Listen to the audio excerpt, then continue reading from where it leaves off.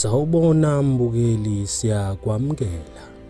IKalamva Films nethimba sivakashele endaweni yakwaDlangezwa siyobungaza kanye nomndeni wakwaMthethwa obukade wenzele amadodakazi awo amabili umcimbi womhlonyane.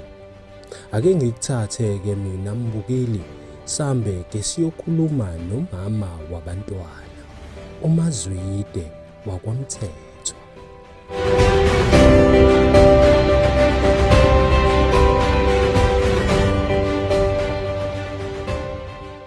Ngiyabingelela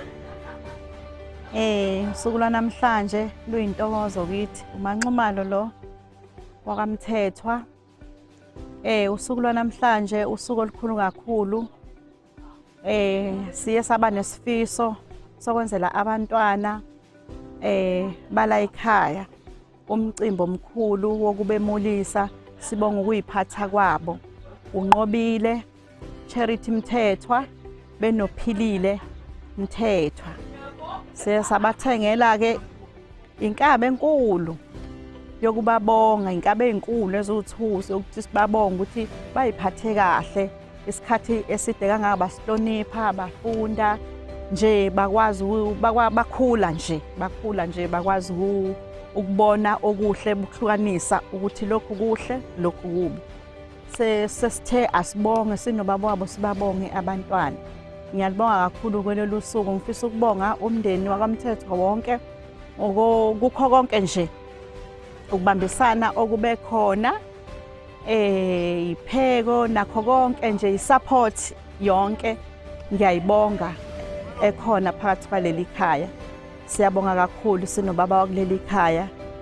Ngiyabonga.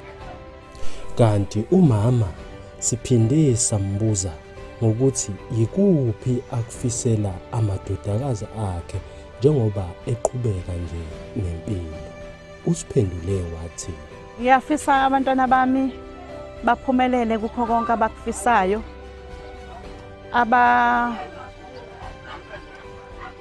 ongakasebenzi bathola umsebenzi ngoba babamba amatoho nje. Nkosi yami, ngifisa bethola imisebenzi epermanent, besebenze bephumelele nje kukho konke abakufisayo, bekhanyiseleke lo msebenzi ube impumelelo empilweni zabo, kukhanye nje yonke nalapho bekuvala ke khona kuvuleke. Ngibafisela inhlanhla abantwana bami enkulu kuyo yonke indlela yabo, kukhanye bafundayo baphase kahle, abafuna umsebenzi bathole umsebenzi.